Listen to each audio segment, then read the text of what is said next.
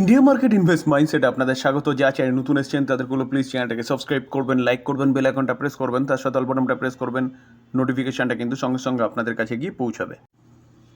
Nifty ফিফটিকে দেখলে দেখা যাবে, দেখুন আজকের দিনে নিফটি কিন্তু প্রায় 2%-এর কাছাকাছি একটা আফসাইড মুভমেন্ট দেখিয়েছে, যেখানে স্যার আজকে কিন্তু আমাদের নিফটি পজিটিভ ওপেন হয়েছিল, একটা ফ্ল্যাট টাইপ পারফরমেন্স দেখাচ্ছিল। হঠাৎ করে কিন্তু একটা ভালো শার্প রিকভারি এসছে নিফটি ফিফটির মধ্যে। স্যার নিফটি ফিফটি নয়, সেন্সেক্সকে দেখলে দেখা যাবে, দেখুন সেন্সেক্সের মধ্যে কিন্তু এরকমই একটা মুভমেন্ট দেখা গেছে 1.77%, যেখানে ঠিক দুটোর পর থেকে ভালো একটা মুভমেন্ট দেখিয়েছে। যেখানে আমরা ডাউকে দেখেছিলাম কালকে যে ইনফ্লেশন ডেটা বেরিয়েছিল, ইনফ্লেশন ডেটা 2.5 এক্সপেক্ট করা হয়েছিল, ইউএসের ইনফ্লেশন ডেটা, অ্যাকচুয়াল ডেটা কিন্তু তাই এসছে 2.5। তো ইউএসের ইনফ্লেশন ডেটা এসছে ঠিকঠাকই এসছে, যেটা এক্সপেক্ট করেছে সেটাই এসছে, তাও কিন্তু ডাউ কিন্তু ওপেন হয়েছিল নেগেটিভ, সেখান থেকে কিন্তু শার্পলি একটা ডাউনফল দেখিয়েছিল, তারপরে আবার রিকভারি দেখিয়েছে। তো ডেটা তো ঠিকঠাক দেখিয়েছে, ফেড যেরকম বলছিল যদি ডেটাটা ঠিকঠাক আসে তাহলে কিন্তু রেড নয় RED, কারণ অনেকে কমেন্টস করছে যে স্যার রেড কি। রেড কাট মিনস যে প্রতিকটা দেশের যে সেন্ট্রাল ব্যাঙ্কগুলো আছে ইনফ্লেশন বাড়ার জন্য তারা কি রেটটাকে হাইক করছিল, বাড়াচ্ছিল। তো এখন ইনফ্লেশন কন্ট্রোলে চলে এসছে, তো রেট কাট হবে। তো রেট কাট হলে লোন সস্তা হবে, লোন সস্তা হলে মার্কেটে লিকুইডিটি বাড়বে। তো সেই রেট কাটের স্বপ্ন কিন্তু আমরা দেখছি কত 17 তারিখ এবং 18 তারিখ, কারণ কি FOMCর মিটিং হতে চলেছে ইউএসএ। তো ইউএসের ফেড যদি রেট কাট করে তাহলে আমাদের RBIও কিন্তু রেট কাট করবে।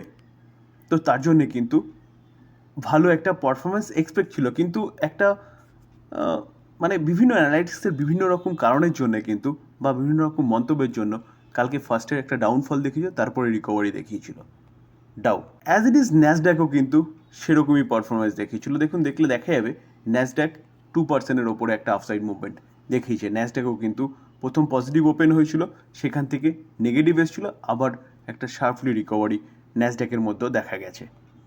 স্যার যখনই রেট কাটের কথা শোনা যায় না, তখনই কিন্তু এই ন্যাসড্যাক ভালো পারফরমেন্স করে। কেন? কারণ ন্যাসড্যাক কিন্তু এই ইন্ডেক্সটা বড় বড় আইটি ইন্ডেক্সের মধ্যে ঢুকে আছে।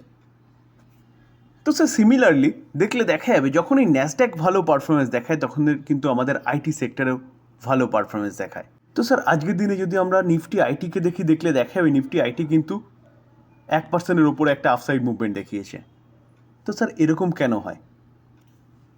দেখুন স্যার, আমাদের দেশের যে দিগ্গজ আইটি কোম্পানিগুলো রয়েছে না, TCS বলুন, ইনফোসিস, HCL টেক, উইপ্রো বলুন, টেক মাহিন্দ্রা বলুন, বা L&T বলুন, মানে L&T টেকনোলজি বা L&T মাইন্ডট্রি বলুন, যতগুলো ছোট বড় আইটি কোম্পানি আছে না, সেই কোম্পানিগুলো কি করে? সার্ভিস প্রোভাইড করে। কোথায়? প্রায় 80-85%, কোন কোম্পানি 70-75% তারা সার্ভিস প্রোভাইড করে কোথায়?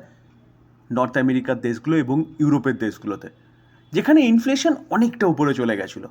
তো ইনফ্লেশন ওপরে যাওয়ার জন্য কিন্তু এই আইটি সেক্টরের কোম্পানিগুলো কিন্তু ঠিকঠাক অর্ডার পাচ্ছিল না, যার জন্যে আইটি সেক্টরের কোম্পানিগুলো কিন্তু ব্যাপক ডাউনফল দেখিয়েছিল ইউক্রেন রাশিয়ার যুদ্ধের পরে, যখন ইনফ্লেশন মাথা জ্বালা দিয়েছিল। যখন থেকে ইনফ্লেশন কন্ট্রোলে আসতে শুরু করেছে এবং রেট কাটের কথা আমরা শুনতে পাচ্ছি, তখন থেকে কিন্তু আইটি সেক্টরগুলো ভালো পারফরমেন্স দেখানো শুরু করেছে। দেখুন স্যার, TCSকে দেখলে দেখা যাবে আজকে TCS ফ্ল্যাট টাইপ পারফরমেন্স, বা বলতে পারেন 0.36% একটা আফসাইড মুভমেন্ট দেখিয়েছে। কিন্তু আপনারা যদি এক বছরের চার্ট দেখলে দেখা যাবে কোম্পানিটা কিন্তু 25% আফসাইড মুভমেন্ট দেখিয়েছে। মার্কেট ক্যাপ কত? 16 লাখ কারোর। এত বড় একটা কোম্পানি, যেই কোম্পানি কিন্তু এক বছরে 25% মুভমেন্ট দেখিয়েছে এবং 5 বছরে দেখলে দেখা যাবে 5 বছরে ডবল রিটার্ন দিয়েছে। যেখানে কোম্পানিটা ইউক্রেন রাশিয়া যুদ্ধের পরে পড়েছিল, তারপরে ভালো একটা রিকভারি এসছে। কেন? কারণ রেট কাটের স্বপ্নকে নিয়ে কিন্তু। স্যার ইনফোসিসকে দেখলে দেখাবে, দেখুন ইনফোসিস আজকের দিনে প্রায় 15% একটা আফসাইড মুভমেন্ট দেখিয়েছে।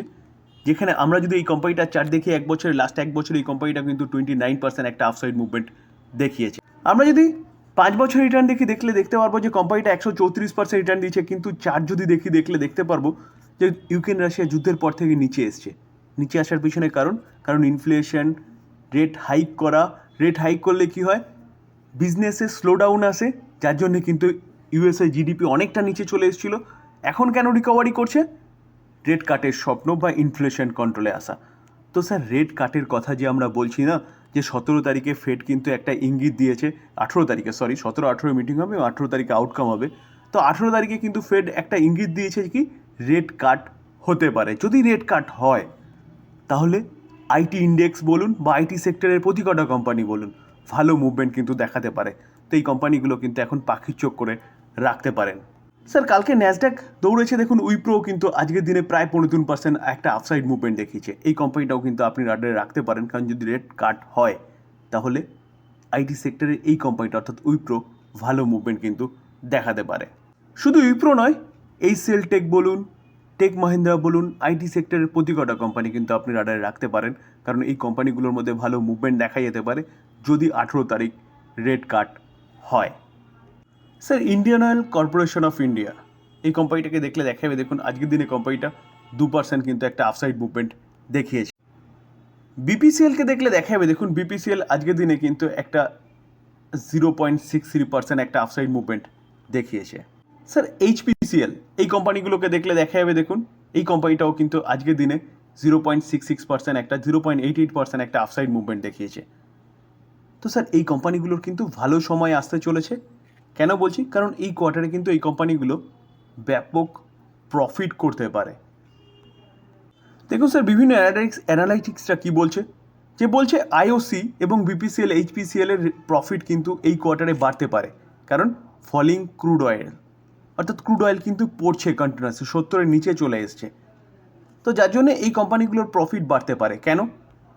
স্যার কারণ হিসেবে বলা হচ্ছে এই কোম্পানিটার কাঁচামাল হচ্ছে ক্রুড অয়েল, ক্রুড অয়েলের দাম যত পড়বে এই কোম্পানিগুলোর প্রফিট তত বাড়বে। কেন? কারণ স্যার ক্রুড অয়েল থেকে এরা হচ্ছে কী করে, রিফাইনারি প্রোডাক্ট তৈরি করে। তো রিফাইনারি প্রোডাক্টগুলো তো ঠিক জায়গায় রয়েছে, তার দামের জায়গায় রয়েছে, কিন্তু কাঁচামালটা তারা কম পাচ্ছে, অর্থাৎ প্রফিটের পরিমাণ কিন্তু বাড়তে চলেছে। তো স্যার এই বিপিসিএল বলুন, এইচপিসিএল বলুন, আইওসি, এই কোম্পানিগুলোর কিন্তু ভালো সময় আসতে চলেছে, কারণ এই মাসের পরেই কিন্তু Q2 এর রেজাল্ট চালু হয়ে যাবে। তো এই কোম্পানিগুলো কিন্তু আপনি রাডারে রাখতে পারেন। জোম্যাটো, দেখুন স্যার জোম্যাটোকে দেখলে দেখা যাবে, জোম্যাটো আজকের দিনেও কিন্তু 4%-এর ওপরে একটা আপসাইড মুভমেন্ট দেখিয়েছে।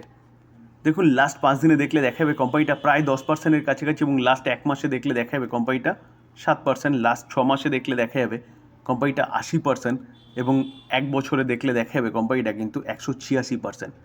তো এত কেন রিটার্ন দিচ্ছে কোম্পানিটা? স্যার কোম্পানিটার বিজনেস ভালো করছে, এবং তার পাশাপাশি কোম্পানিটা কিন্তু মানে বিজনেস ভালো করছে বলেই ব্রোকিং হাউসগুলো এই কোম্পানি নিয়ে বুলিশ এবং ভালো ভালো টার্গেট দিচ্ছে। তো কোম্পানিটা বিজনেস কী করে? দেখুন আপনি ঘরে বসেই জোম্যাটোর মাধ্যমে কিন্তু ফুডের স্বাদ নিতে পারবেন। জোম্যাটো খুব কুইকলি আপনার বাড়িতে রান্না করা প্রোডাক্ট পাঠিয়ে দেবে। তার পাশাপাশি জোম্যাটোরই একটা সাবসিডারি ব্লিঙ্কিট, তারা কিন্তু আপনাকে বিভিন্ন রকম কাঁচা মাল থেকে শুরু করে সব রকম প্রোডাক্ট খুব অল্প সময়ের মধ্যে আপনার বাড়ি পৌঁছে দেবে। তো বলতে পারেন এই যে কোম্পানিটা বিজনেস করছে, এই বিজনেসটা কিন্তু ফিউচার ওরিয়েন্টেড বিজনেস করছে। তো এই কোম্পানিটার বিজনেস অনেক দূর পর্যন্ত চলবে। রিসেন্টলি আমরা দেখেছিলাম তারা পেটিএমের সাথে টাই আপ করেছে। কিসের জন্য? পেটিএমের সাথে টাই আপ করেছে যে টিকিটিং অনলাইন, সেই টিকিটিংয়ের বিজনেসটাকে অ্যাকোয়ার করেছে পেটিএমের। তো সেই জায়গায় দাঁড়িয়ে বিজনেস কিন্তু কন্টিনিউয়াসলি কোম্পানিটা বাড়িয়ে যাচ্ছে, আর কোম্পানিটাকে নিয়ে কিন্তু ব্রোকিং হাউসরাও বুলিশ। চলুন নিউজ কী পাই আছে সেটা একটু দেখি। প্রথমে গোল্ডম্যান সাচ, তারপরে হচ্ছে মর্গান স্ট্যানলি, এবং এখন দেখা যাচ্ছে কি ইউবিএসও কিন্তু এই কোম্পানিটাকে নিয়ে বুলিশ, এবং তারাও বাই রেটিং দিচ্ছে এই কোম্পানিটাকে নিয়ে। দেখুন স্যার জেফ্রিজ দিয়েছে, জেপি মর্গান এরাও কিন্তু টার্গেট দিয়েছে, যেখানে ইউবিএসও কিন্তু একই কথা বলছে এবং বাই রেটিং দিচ্ছে। তো স্যার এই যে ইউবিএস তারা টার্গেট কি দিচ্ছে? টার্গেট কিন্তু 320 দিচ্ছে। কেন দিচ্ছে? কারণ হচ্ছে কোম্পানিটার বিজনেস। স্যার এই কারণে কিন্তু কোম্পানিটা এতটা ভালো মুভমেন্ট দেখিয়েছে, এবং ভবিষ্যতেও কিন্তু দেখাতে পারে, সেরকমই কিন্তু কথা বলছে বিভিন্ন ব্রোকিং হাউস। তো এই কোম্পানিটা কিন্তু আপনি রাডারে রাখতে পারেন। দেখুন আবারও বলবো, যে কোনো ব্রোকিং হাউস বলছে বলে যে বাই করবেন, একদম ভুল ডিসিশন। আপনি এই কোম্পানিকে দেখুন, কোম্পানির বিজনেস দেখুন, তারপরে চিন্তাভাবনা করুন আপনি কী করবেন। আলোচনা এই পর্যন্ত। যদি আলোচনা ভালো লাগে, যা চ্যানেল নতুন এসেছেন তাদেরগুলো প্লিজ চ্যানেলটাকে সাবস্ক্রাইব করবেন, লাইক করবেন, বেল আইকনটা প্রেস করবেন, তার সাথে অল বাটনটা প্রেস করবেন, নোটিফিকেশন সঙ্গে সঙ্গে আপনাদের কাছে গিয়ে পৌঁছাবে। থ্যাংক ইউ, ভালো থাকবেন।